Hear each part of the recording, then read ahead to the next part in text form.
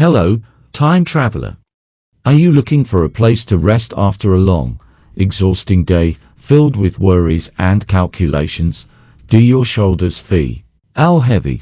And does your mind need a calm river to float everything away? If so, you've come to the right place. Turn off the bright lights in the room, leave only a warm, yellow lamp, or, better yet, let the gentle darkness embrace you. Lie down. Relax your shoulders, loosen your jaw, and take a deep breath. Where are you listening to me? And what time is it now? Whether you are in a small room in the heart of a noisy city or in a quiet suburb, right now we will leave the present together. Have you ever imagined it? Picture a world of incredible paradoxes. Imagine a kingdom where water is more precious than blood, where a 70-year-old king, with just a single elephant, could launch one of the greatest empires in the south. Imagine tens of tons of granite, floating suspended in the blue sky to form towering spires, where stone dancers seem to breathe, laugh, and dance under 1,000-year-old moonlight. How could a small, oppressed clan, caught between colossal forces, rise up in such a spectacular way? How did the bells from their temple ring out across the ocean, making the waves bow down? Our story tonight will carry you to southern India of more than a millennium ago, to the legendary Chola Empire. If you find that this story brings you peace, don't hesitate to press like or subscribe so we can meet again on future journeys. And now, close your eyes, the Kaveri River is waiting for you. The flame begins from a small temple. Year 850, the day Vijayalaya Chola rode his elephant into Tanjore. Our story does not begin with the deafening sound of battle horns or tens of thousands of soldiers marching in a way that shakes the ground. No, it begins in the stillness, the sweltering, stifling stillness of the Kaveri River Delta in the mid-9th century. It was a time when dust covered old crowns. The two great empires of the time, the Pallavas and the Pandyas, were busy tearing each other apart in seemingly endless power struggles. They were like two old tigers, tired but still fierce, growling and vying for every inch of dry land. And in the midst of this clash of giants, there was a tiny, flickering flame. Wonder. It seemed like it could be extinguished by a single gentle breeze. That was the Chola clan. Let your mind drift back to the year 848 AD. Picture Vijayalaya Chola.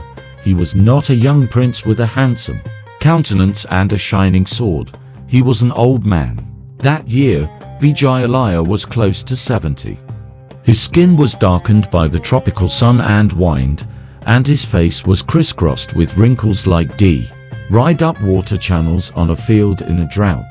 His eyes, however, burned with a strange light, the light of an oil lamp consuming its last oil before flaring up violently. The Chola clan at the time had long since declined, becoming a vassal, bowing under the Pallava Empire. Vijayalaya's assets were nothing more than the honor of an ancient lineage and an army of a mere 400 men, most of whom were also advanced in age, loyal old soldiers who remained with rusted armor and worn spears. And his most precious asset, the symbol of his remaining authority, was one war elephant, only one, an old elephant with wrinkled skin, but whose tusks still retained the majesty of the past. Can you imagine a 70-year-old man riding an old elephant, leading 400 weary soldiers, planning the unimaginable? He wanted to seize Tanjore, now Thanjavur, a strategic city, a fortress coveted by both great empires. That night, the wind from the Kaveri River blew in, carrying salty moisture and the scent of wild jasmine blooming in the dark. Vijayalaya sat on his elephant's back, looking toward the walls of Tanjore. Resubmerged in shadow, he did not sleep. How could he sleep when the destiny of his entire clan rested on his shoulders? He heard the crickets chirping in the grass, the heavy breathing of the old elephant, and the loud thumping of his own heart in his chest.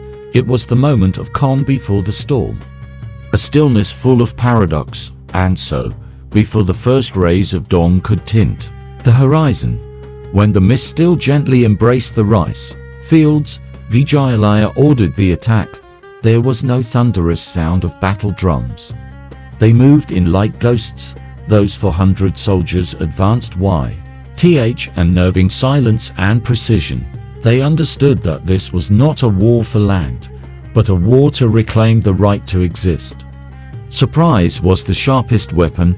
The garrison in Tanjore, sound asleep in their overconfidence, had no time to react. The clash of swords, the desperate shouts, rang out, but were quickly suppressed. The battle was over as fast as a flash of lightning across the night sky, when the sun had just peeked out, shining golden rays onto the temple roofs. Tanjore had changed hands. Vijayalaya Chola, the aged chieftain, rode his white elephant through all the newly conquered streets. He neither smiled nor cheered. His face was as calm as the surface of an autumn lake. He stopped his elephant in front of a small temple dedicated to the goddess Nishamhasuthini, an incarnation of the goddess Durga, the deity of war and victory. The tiny, old temple stood humbly beneath the canopy of an ancient Bodhi tree. He dismounted the elephant, his bare feet touching the cool stone floor. He knelt, his forehead touching the worn stone steps. In that moment, time seemed to stand still. Incense smoke from the temple drifted out, enveloping him, creating a mystical scene. The smell of blood and sweat mingled with the sacred fragrance of the incense. It was in that very moment that Vijayalaya uttered an oath, a quiet oath whose gravity was enough to shake history. I will build this temple, higher than Mount Meru, the sacred mountain of the universe, so that my descendants and the world will never forget this day, the day the Chola flame reignited from the ashes. He died just 3 years later, carrying the wounds of battle and the burden of old age. But that oath, the fierce willpower of a 70-year-old man, did not die. With him, it became a torch, passed down through the next 15 Chola kings, an eternal flame. From that moment, a strange and great tradition was born. The first thing every ascending Chola king thought about was not building a luxurious palace for himself, but building a temple, and the temple of the succeeding king had to be bigger, more beautiful, and more elaborate than the temple of a previous king. They did not build temples to flaunt wealth. They built temples to affirm their position, to communicate with the divine, and to carve their names into eternity with stone. And they succeeded. From a small riverside town, Tanjore gradually transformed, becoming the heart of a rising empire, where the sound of stone chiseling never ceased, where dreams were woven from stone and faith. Rajaraja Chola I, the man who built Brihadeeswara to converse with the divine. Time flowed slowly like the waters of the Kaveri river in the dry season. More than 100 years had passed since the day Vijayalaya knelt before the small temple. The Chola Empire was now greater, but it had not yet reached the zenith of its glory. In 985, a new king ascended the throne. His name was Veeranam, but history would remember him by a more brilliant name, Rajaraja Chola I, King of Kings. Imagine a man of godly stature. Rajaraja was not just a warrior, he was an artist, an architect of colossal dreams. Upon his coronation, he stood on his palace balcony, looking down at the city of Tanjore and the temples of his ancestors. He saw the structures of brick and wood slowly deteriorating with time. He saw that they were beautiful, but not enough for his ambition. Not enough for the greatness of the god Shiva he worshipped. Too small, he whispered, his voice dissolving into the wind. These temples are too small compared to that sky. I want a temple that even Shiva, looking down from the snow-capped peak of Mount Kailash, must nod in satisfaction at, "I want an eternal home of stone for the divine." And so, a decree was issued, kicking off one of the boldest construction projects in human history. Rajaraja wanted to build Brihadeeswara, the great temple. Do you know what makes this construction a paradox? The Tanjore Delta region has absolutely no stone. Beneath their feet was only soft, fertile alluvial soil. There was no quarry within a radius of nearly 100 miles. Yet, Rajaraja wanted to build a temple entirely out of granite, the hardest, most difficult stone to carve. How to transport millions of tons of granite from distant quarries. Here, how to cut and shape them without modern technology. These are questions that later generations still ponder. Close your eyes and listen. Can you hear the trumpeting of elephants? Thousands of elephants, 4,000 war elephants and tens of thousands of laborers were mobilized. For 25 long years, the road leading to Tanjore was never empty of rock-hauling caravans. Red dust billowed up, obscuring the sun, the sound of wheels grinding on the dirt road, the crack of whips in the air, the collective chanting of the stonemasons echoed across the sky. They used no cement, no mortar. The massive granite slabs were polished smooth, cut with such precision that when stacked, they fit together so tightly a razor blade couldn't slip through. They held each other up by gravity, by absolute balance, like a miracle of mathematics and architecture. But the pinnacle of the impossible lay in the Veeranam Tower, the temple's main spire. Rajaraja wanted it to be 66 meters high, piercing straight into the sky, becoming the tallest tower in the world at the time, and at its very top, he wanted to place an 80-ton monolithic capstone, called the kumbum, 80 tons, equivalent to the weight of 15 adult elephants. How did they lift an 80-ton rock to a height of 66 meters in the 11th century, without cranes or hydraulic machinery? The Chola engineers did something insane. They built an earthen ramp, a colossal ramp that started 7 kilometers away from the temple, Imag, in a long gradual slope, slowly rising higher and higher. Thousands of elephants and tens of thousands of men together pulled that stone block, centimeter by centimeter, inching it upwards under the scorching sun of southern India. Their sweat soaked the dirt road, turning it into a salty river of sacrifice and devotion. In 1010, the temple was completed. When the last of the scaffolding was removed, Brihadeeswara emerged, colossal, glittering under the sun like a mountain of gold. The Veeranam Tower rose proudly, its shadow stretching far and enveloping the entire city. It is said that at midday, the temple's shadow never touches the ground, as if it is suspended between the real and the dreamt. But Brihadeeswara is not just stone. It is a symphony of art, though. In those cold stone walls, Rajaraja had 250 dancing girls carved, each with a different posture, a smile or a glance. One is twirling gracefully, her robes fluttering like butterfly wings. Another is tilting her head demurely, her hands curved like an orchid branch. The sculptors were so skilled that looking at these statues, you feel as if you can hear the faint jingle of ankle bells, the crisp rhythm of the clappers. People whispered, "If you play music here, the stone statues will step out and truly dance." And there's more. The 108 Karana postures of the god Natri, Shiva's cosmic dance, are perfectly depicted. This is a textbook in stone about the sacred art of dance, preserving the soul of Indian culture. On the day of the consecration ceremony, an unprecedented sight took place. King Rajaraja Chola I, the most powerful man in the empire, the one who had conquered so many lands, slowly ascended the platform. He removed his crown, studded with diamonds and rubies. He placed it at the foot of the giant linga in the main sanctuary. He knelt, his forehead touching the cold stone floor, and proclaimed his new title, Shivapada Shekhara, which means the one who wears the feet of Shiva upon his head, a king who considered his crown lower than the feet of the divine. A great humility. It was this humility, combined with an ultimate ambition for construction, that transformed the Chola into an empire not only militarily strong, but also spiritually and culturally magnificent.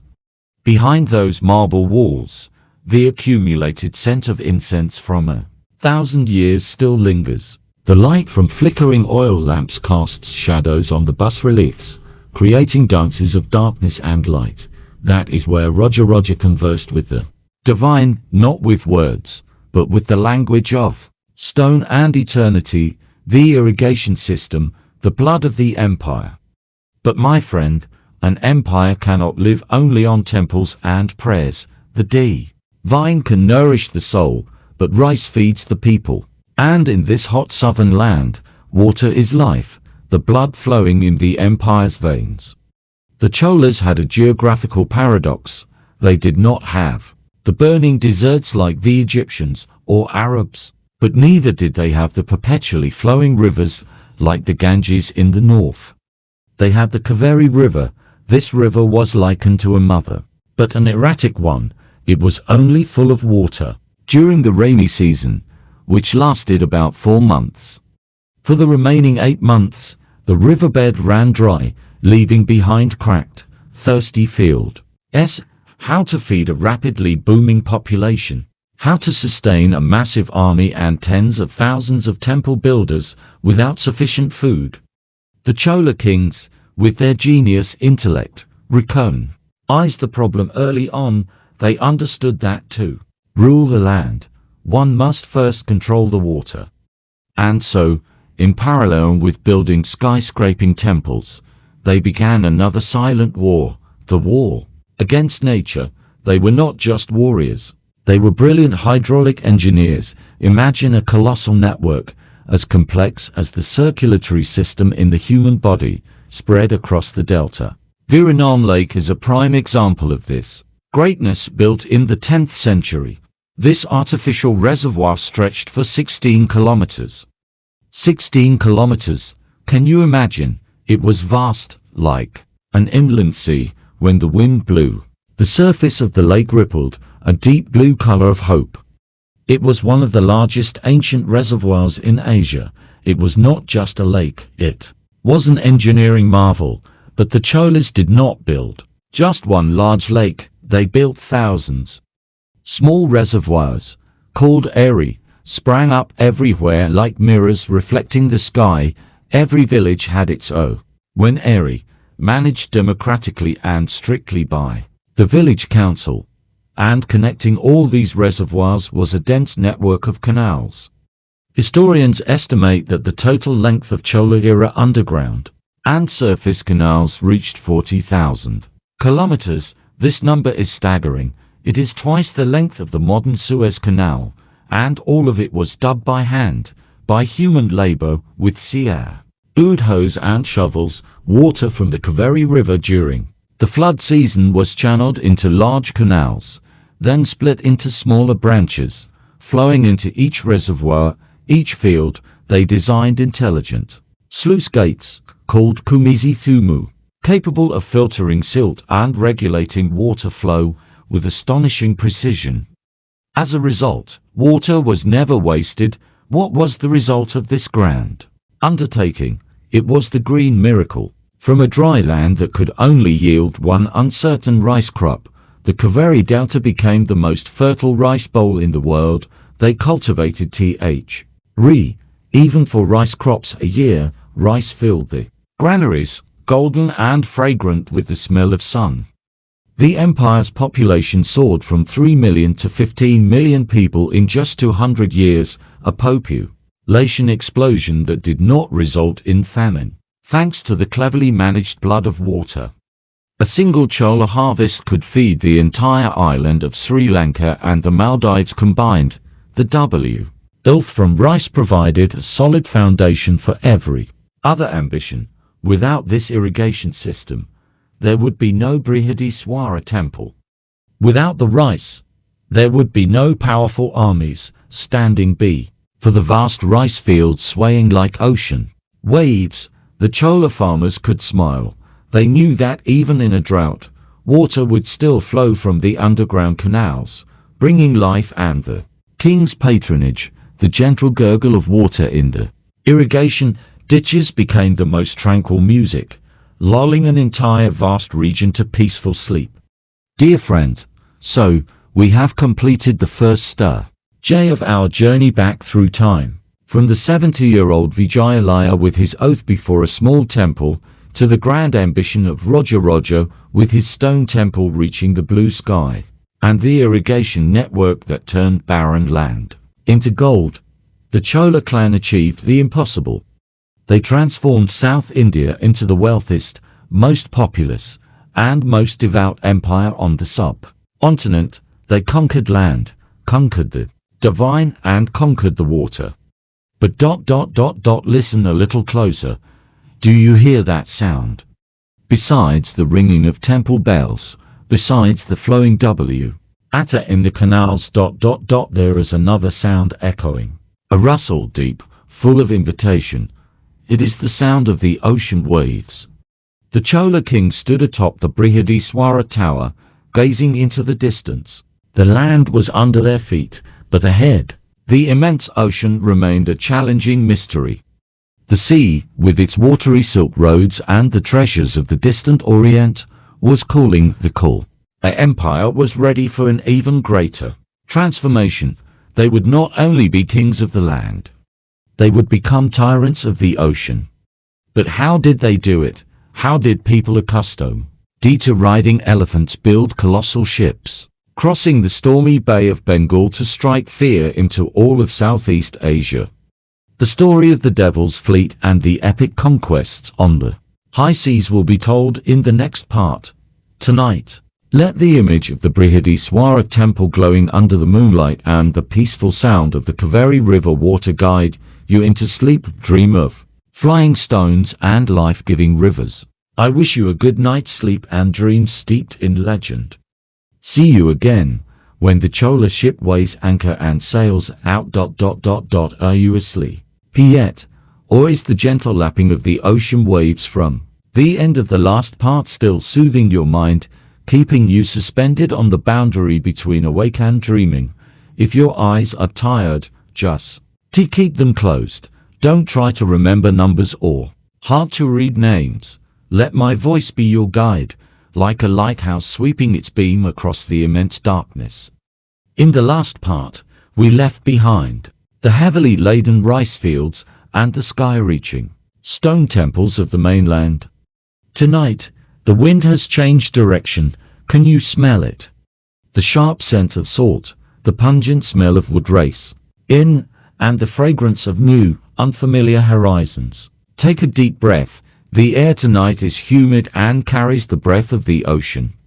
We are standing on the threshold of the golden century, the era when the Chola Empire not only ruled the land but also turned a vast expanse of the sea into their own backyard pond. An era when their sails eclipsed the sun, and their shadows stretched from the coast of India to the distant islands of Southeast Asia. Relax your body, feel the gentle sway of the ship of time.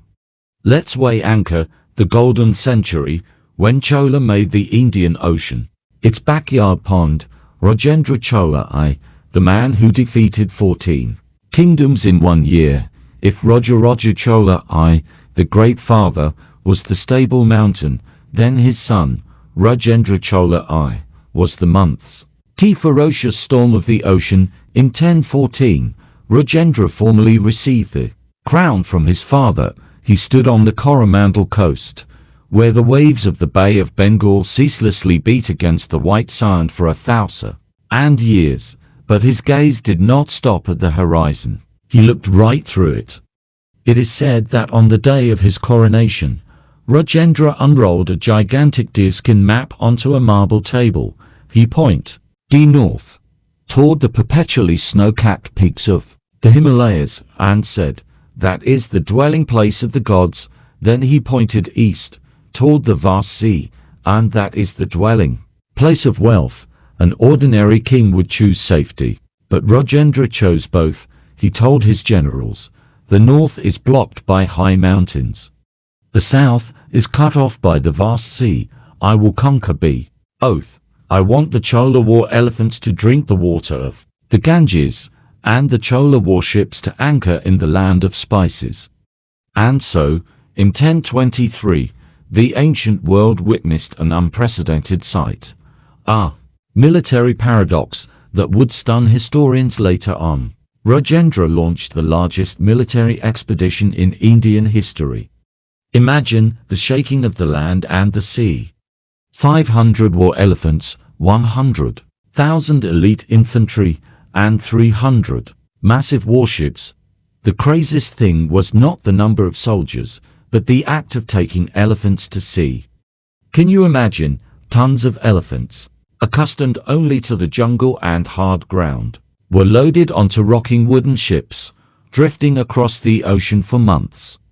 How did they keep them from panicking amidst the seasickness? How did He feed these colossal war machines in the open sea?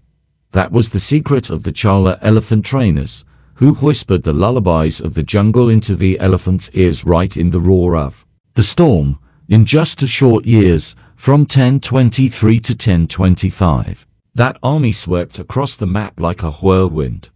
First was Sri Lanka. Rajendra didn't just defeat it. He swallowed the island whole. He captured King Mahinda alive, stripped him of his crown and jewels, and turned the entire island into a Chola province. Next, the Maldives, the pearl necklace of the sea, also bowed in submission, but Rajendra's ambition stretched further. His true target was Srivijaya, the powerful kingdom dominating the Strait of Malacca, the trading gateway of the entire East, modern-day Indonesia and Malaysia. The Battle of 1025 was a seismic shock. The Chola fleet emerged from the morning mist at Palembang, Sumatra.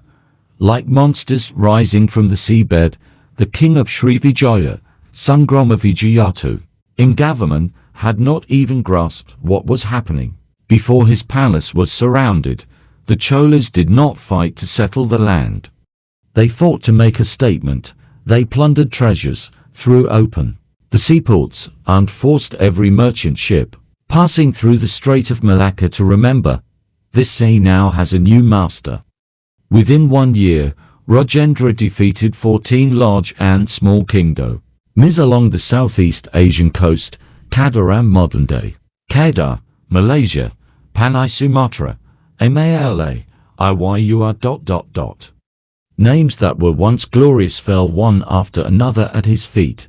Returning from that resounding victory, Rajendra was no longer an ordinary king. He bestowed upon himself a long title that sounded like rolling thunder, Gangaikonda, the conqueror of the Ganges. To prove this title, he did something poetic and arrogant. He forced the defeated kings of northern India to personally carry pots of water taken from the sacred Ganges River, walking thousands of miles south, to pour into the reservoir in his new capital. He wanted to turn that reservoir into a liquid Ganges right in the heart of the dry south.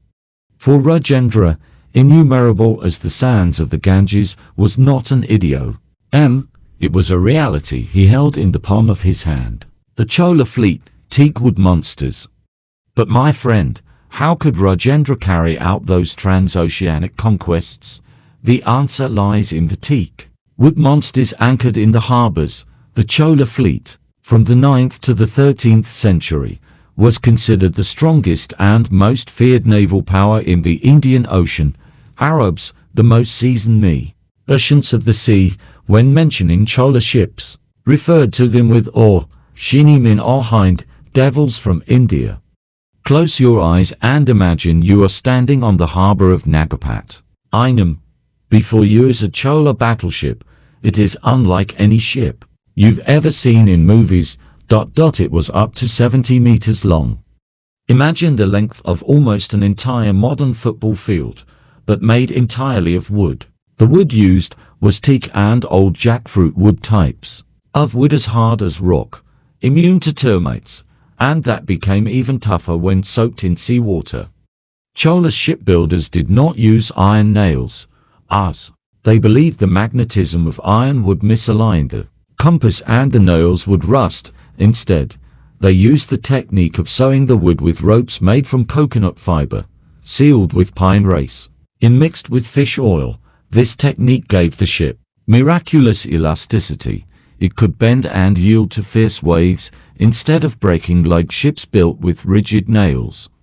The bow, oh, that bow was a true nightmare. It was sheathed in gleaming copper, cast in the shape of a king cobra's flared hood, or sometimes the head of an elephant with raised tusks.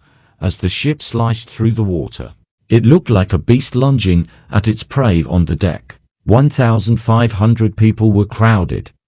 Among them were muscular rowers, but more terrifying was the Chola Marine Corps. They wore armor made from dried crocodile skin, light, hard, impenetrable to arrows, and resistant to sword cuts. Their skin was glossy black, blending with the night, making them invisible during raids. What were their weapons? Cross spows firing arrows, tipped with poisonous upas tree resin. A single small scratch, and the enemy would be paralyzed within a few breaths. And most notably, ceramic jars containing a dark, black liquid. It was petroleum mixed with tree resin and sulfur. When thrown onto an enemy ship and ignited, it erupted into an inferno that could not be extinguished with water. This was the eastern version of the mythical Greek fire. No fleet, from the reckless Indonesian pirates to the armed merchant ships of China, dared to directly confront the devils from India. When the crimson sail, bearing the image of the leaping tiger, the Chola emblem, appeared on the horizon, the sea suddenly fell silent. The silence of pure fear. Standing on the deck, taking a deep breath of the sea wind mixed with the smell of resin, the Chola soldiers believed they were invincible, and for 2 centuries, they were right. Gangaikonda Kolapuram, the new capital and the second great temple, after the glorious victories on land and sea. Rajendra Chola I returned, but he did not return to the old capital, Tanjore, where his father's shadow was too immense with the Brihadeeswara Temple. Rajendra was a devoted son, but also a proud king. He did not want to live in his father's shadow. He wanted a capital city of his own, a place to mark the legacy of the conqueror of the Ganges, and so, in 1025, on a desolate piece of land, about 70 kilometers north of Tanjore, a new city began to rise from the dust. He named it Gangaikonda Kolapuram, the city of the Chola, who conquered the Ganges. The name was long and difficult to pronounce, but it contained all his arrogance. The heart of the new city, of course, was another temple, the second Brihadeeswara Temple, but here lies a very subtle detail, a deeply human beauty. Amidst the colossal ambitions, Rajendra, despite his earth-shaking power, instructed the architects, "Build my temple more beautiful, more elaborate than my father's temple, but remember, it must be shorter." And so it was. The Vimana Tower of the Gangaikonda Temple is 55 meters tall, exactly 11 meters shorter than the Tanjore Temple's tower, 66 meters. It was the bow of the sun too, the great father, even though the son had surpassed his father in territory. Though shorter, this temple is softer and more feminine, instead of the square, masculine straight lines of his father's temple. Rajendra's temple features graceful curves at the tower's corners, like the silhouette of a dancing girl turning. The sculptures here are so lifelike that people say they have breath. The most special feature is the statue of Nandi, Shiva's sacred bull mount. Imagine a colossal white stone block. The divine bull lies prostrate before the temple gate, 8 meters long and weighing 25 tons. Its eyes are wide open, gentle but majestic, gazing directly into the main sanctuary. It was the largest in India at the time. Under the full moon, that stone block seemed to emit a mysterious blue light, guarding the sleep of the gods and the king. Next to the temple, Rajendra excavated a massive artificial lake called Chola Empire on the day of the capital's inauguration. A 6-month-long grand ceremony was held. 10,000 monks from all over were invited to chant scriptures. 5,000 Devadasi dancers performed sacred dances from early morning until late at night, and the most sacred moment was when Rajendra stood on the high platform, personally pouring the pots of holy Ganges water his army had shed blood to retrieve into the lake. Thousands of war captives from Sri Lanka and Southeast Asia stood bowing their heads as witnesses. Rajendra declared, "This water is now sacred, and this city is the center of the world." It is said that during the ceremony, the king dropped 1 ton of solid gold, cast into lotus flowers, into the lake as an offering to Shiva. The golden lotus flowers slowly sank to the bottom of the deep blue water, carrying the prayer for an eternal, everlasting empire. Dear friend, so we have traversed the most brilliant moments of the Chola Empire for 200 years, from Rajaraja to Rajendra's great-grandchildren. No kingdom from the coast of Sri Lanka to the distant islands of Indonesia dared to call itself an empire without a nod of approval from the Chola. The Bay of Bengal, that vast and dangerous sea, had become the Chola Lake.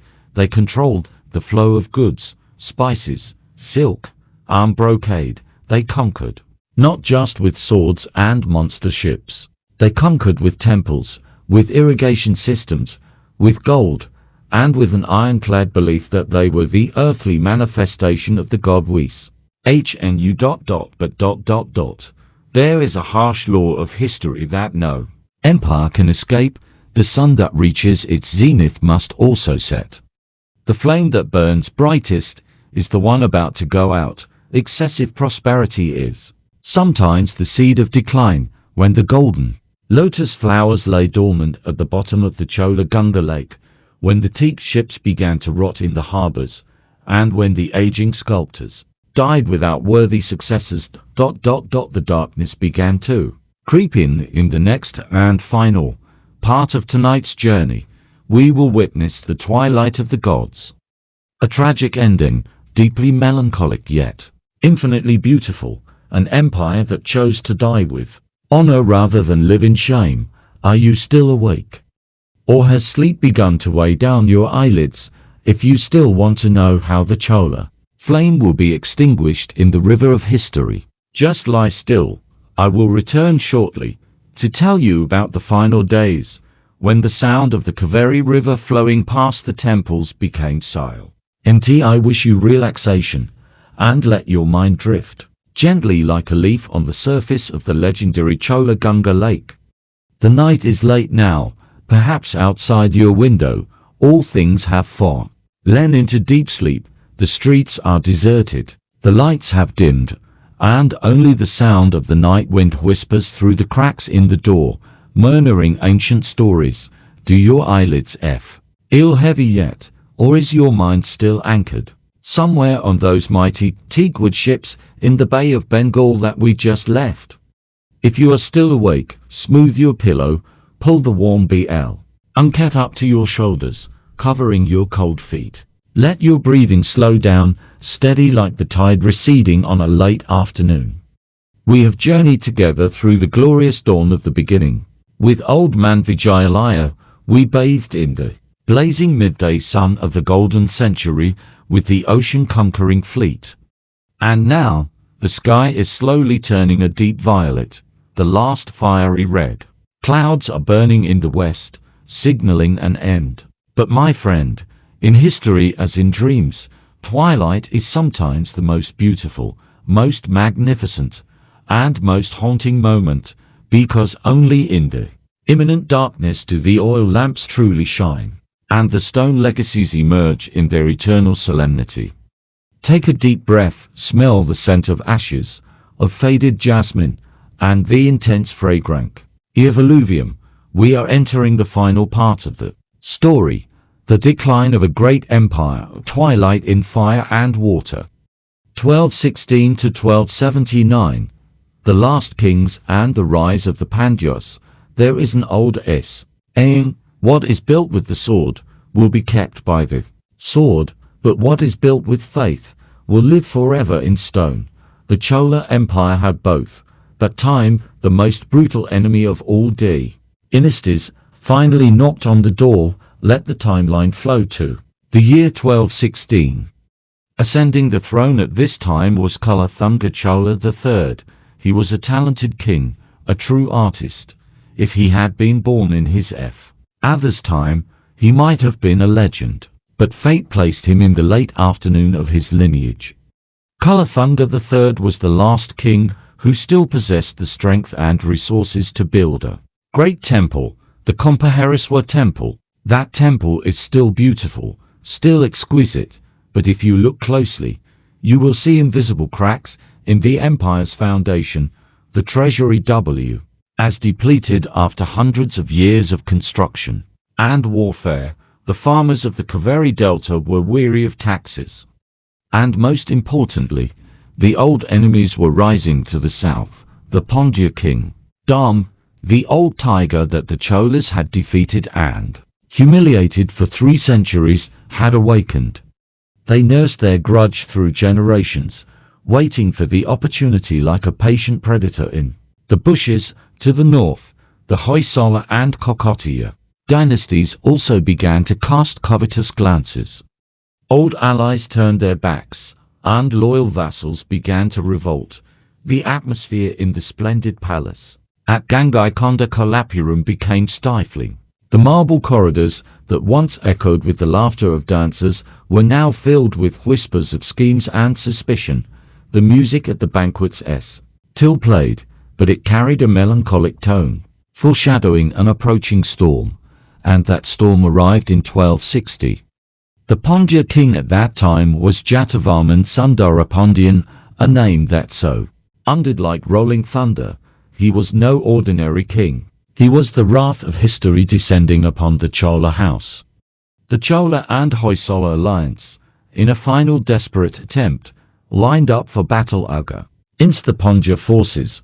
But the times had changed. The Chola war elephants were old, the warships were rotting, and the spirit of the soldiers no longer burned as fiercely as when Rajendra conquered the Ganges. The battle was bloody, but the outcome was predetermined.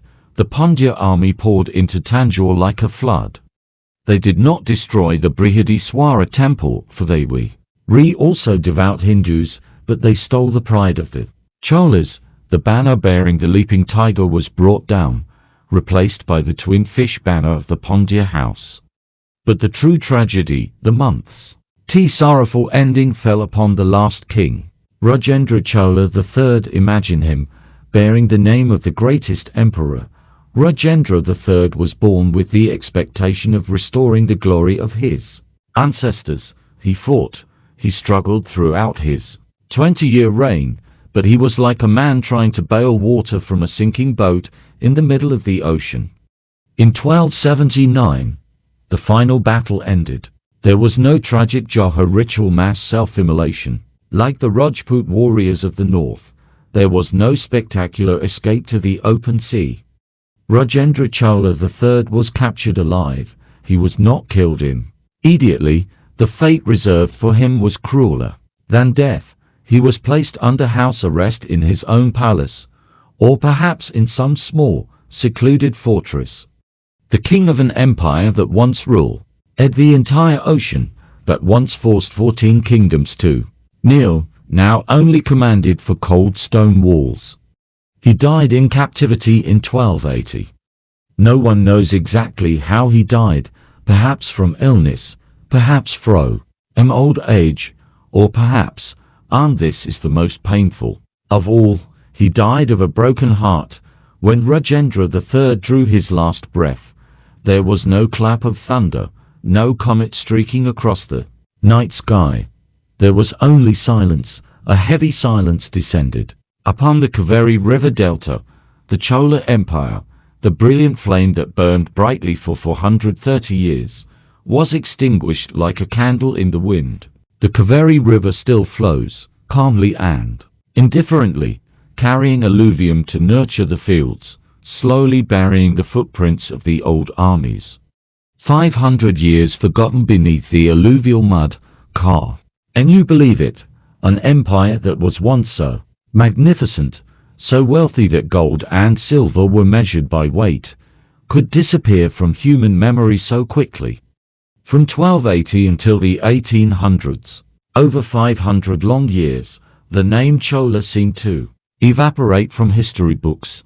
After the fall of the Pandyas, southern India fell to Muslim dynasties pouring down from the north, then to the Vijayalaya Empire, and later the Marathas, the British, and the French. Each new conqueror wrote their own history, and they paid no mind to the ancient remnants of a dead dynasty. The capital Gangaikonda, Kolapuram, the city of the Chola who conquered the Ganges, suffered the most tragic fate. The baked brick palaces collapsed, crumbling into red dust. The canal system was abandoned, and mud filled the channels that once brought life. The jungle began to consume the city. The roots of banyan and peepal trees snaked into every stone crevice, strangling the divine statues. Vegetation grew profusely over the palace foundations. Where the brilliant throne once stood, local people still lived around there, but through generations, they forgot who built these colossal temples. Why looked at the sky-piercing spires and wove wild legends. They told their children that these temples were built by the gods in one night, or created by the Asura giants. No one remembered he names Rajaraja or Rajendra anymore. The memory of the Chola only flickered faintly in Tamil folk songs, sung by farmers as they transplanted rice under the moonlight. The songs were doctor on out and mournful. Long ago, there was a dynasty where war elephants walked on the surface of the sea. And the king built temples higher than the cloud mountains. But now, the elephants have returned to the forest, and the king has returned to the sky. That song flew with the wind, dissolving into nothingness, with no one bothering to record it, until on E-Day in 1840, imagine the scene, a scorching midday in the tropics. A British colonial surveyor, named Colin Mackenzie, or someone in his crew, was lost in the Tanjore jungle. He was tired, sweating profusely, and probably cursing the heat of the land. Suddenly, he pushed aside a cluster of dense leaves and was stunned. In front of him was not a forest, but a massive reddish-brown stone mountain, piercing the blue sky. He rubbed his eyes. It was not a natural mountain.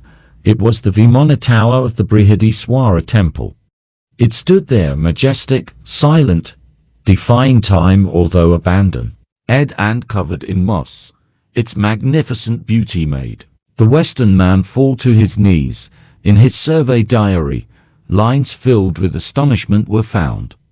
I have seen the Egyptian pyramids. I once thought that was the limit of human endeavor.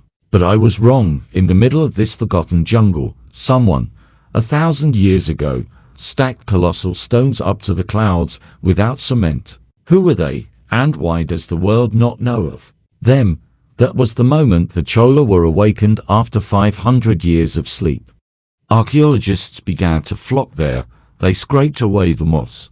They translated the dense ancient Tamil script carved into the temple walls, and little by little, the story of Rajaraja, of Rajendra, of the demon fleets, and the white elephants was pieced back.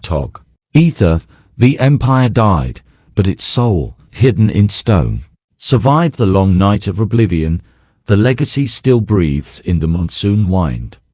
And now, my friend, let's return to the present. If tomorrow you have the opportunity to set foot in Tanjore, I recommend you go there at dawn, when the thin mist still lingers on the palmyra trees. Stand before the gate of the Brihadeeswara Temple.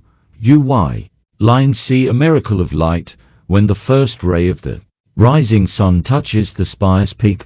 The 80-ton cumbum capstone high above seems to awaken. It does not reflect the light brightly.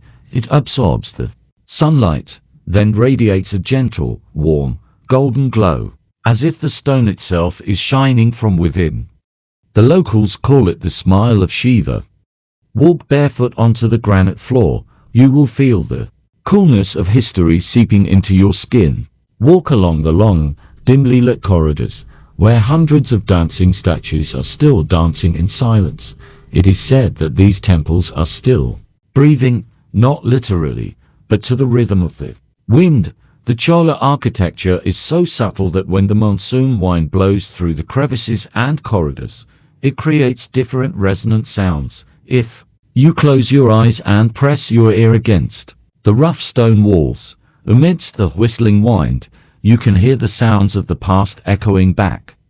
That is the clatter of chisels from 1,000 years ago.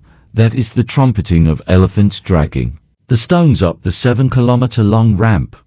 That is the jingle of the ankle bells of the Devadasi dancers during the festival night, and far away, echoing from the sea, is the sound of waves hitting the hull of Rajendra's fleet preparing to sail.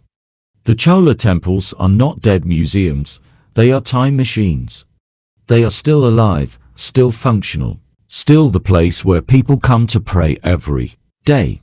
The rice offered to the deities today is still grown in the very fields watered by the canal system that the Chola kings dug 10 centuries ago. That is immortality. It is not about living forever in the flesh, but about leaving behind a system that nourishes people and a beauty that nourishes the soul, even when the names of its creators were once forgotten. Dear friend, the story of our Chola Empire ends here. The Kaveri River still flows to the Great Sea. The stone temples still stand, proudly gazing at the blue sky, and the story of the kings who dared to dream dreams greater than the gods has now become a part of your sleep. The Chola Empire died in 1279 in silence and the dust of history, but in reality, it did not die, it only slept. It slept like the colossal stone faces in the Bayan temple of the Khmer, smiling mysteriously. It slept like the sky-piercing stone pillars of the distant Axum kingdom.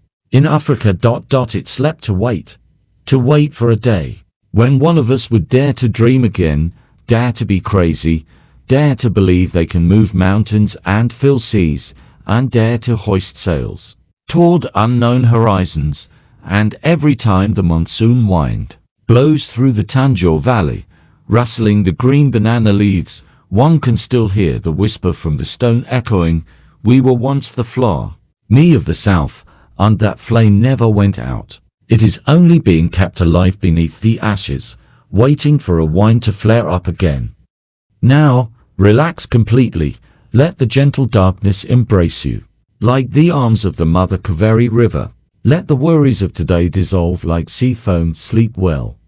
And tonight, in your dreams, if you see a wise old man riding a white elephant Washington, looking amidst a forest of stone columns, or see a teakwood ship with crimson sails gliding over a sea of stars. Do not be surprised.